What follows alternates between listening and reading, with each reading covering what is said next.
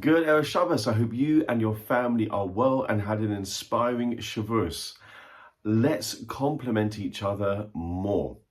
This week's Torah portion of NASO at 176 verses is the longest single sedra in the whole of the Chumash. And one of the reasons why it's so long is because this week's sedra details each of the 12 tribal leaders' gifts to the new Mishkan, the tabernacle. And there's a lot of repetition because actually each tribal leader brought exactly the same gift.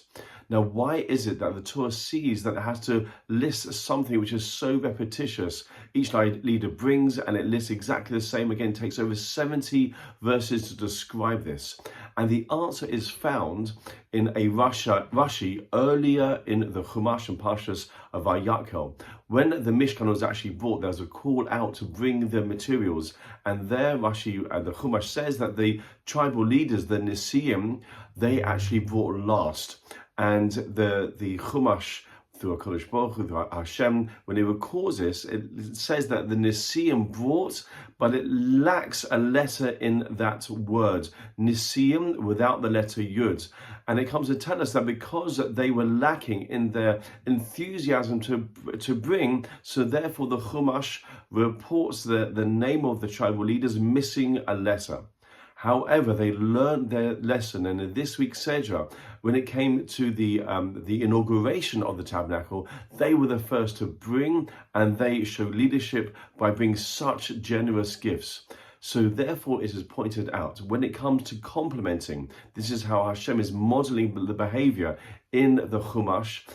When it comes to paying a compliment to somebody, this in this case a group of people, the tribal leaders, it goes to tremendous lengths to tell us each one who brought and each of their gifts, even though it was repetitious. However, when it comes to criticizing the tribal leaders, where they brought last, the Chumash misses out only one letter of the name, and which letter? The smallest of the letters, the letter Yud. And this is the message for us today, and that is the idea of how we see each other.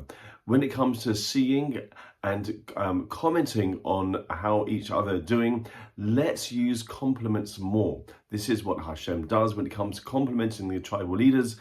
He gives lots and lots and lots of verses, which equates to lots and lots of encouragement. But when it comes to criticizing the tribal leaders, Hashem just misses one letter out of their name.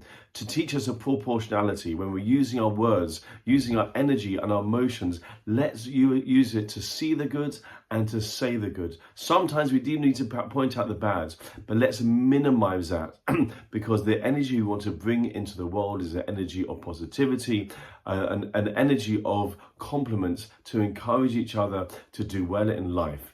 This is an important message now. Sometimes a lot of us feeling we're surrounded by clouds of uncertainty, what's going on in the Middle East, what's going on in the world with elections and uncertainty. We need to bring positivity, compliments, and good words into this world. May we take this message from this week's Sedra and bring that energy into the world. Shabbat Shalom. Best wishes to you and your family.